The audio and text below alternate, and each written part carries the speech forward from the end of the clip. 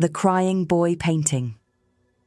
In the 1980s, a series of mysterious house fires swept through the UK, leaving a trail of devastation in their wake. What made these fires particularly strange wasn't just their frequency or intensity, it was the fact that in nearly every case, firefighters found an untouched painting in the charred remains of the homes. The painting was always the same: a sad-eyed boy with tears streaming down his cheeks. The painting, known as the Crying Boy, became infamous, with dozens of families reporting that their homes had burned to the ground after hanging the picture on their walls. Despite the destruction surrounding it, the painting itself remained undamaged, as if protected by some unseen force. It didn't take long for rumours of a curse to spread. Some claimed that the boy in the painting had died in a fire and his spirit was trapped within the canvas. Others believed that the artist, in a fit of rage, had cursed the painting after a personal tragedy, dooming anyone who owned it to suffer a similar fate. One such story involves a couple, Margaret and John, who purchased the painting from a local market. Unaware of its dark history, they hung it in their living room, admiring its haunting beauty.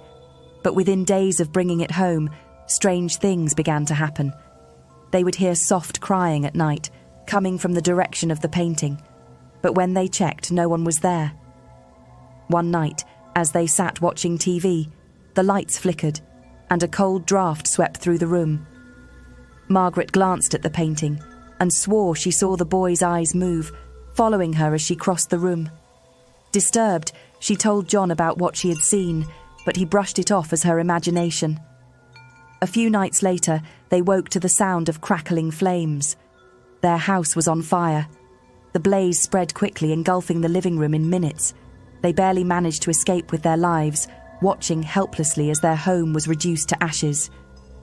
But when the firefighters arrived and sifted through the wreckage, they found something bizarre: the Crying Boy painting untouched by the flames, resting on the ground where their living room once stood. Terrified, Margaret and John swore the painting was cursed. They got rid of it immediately, passing it to a neighbour who collected antiques.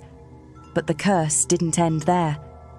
Within weeks, the neighbour's house also caught fire.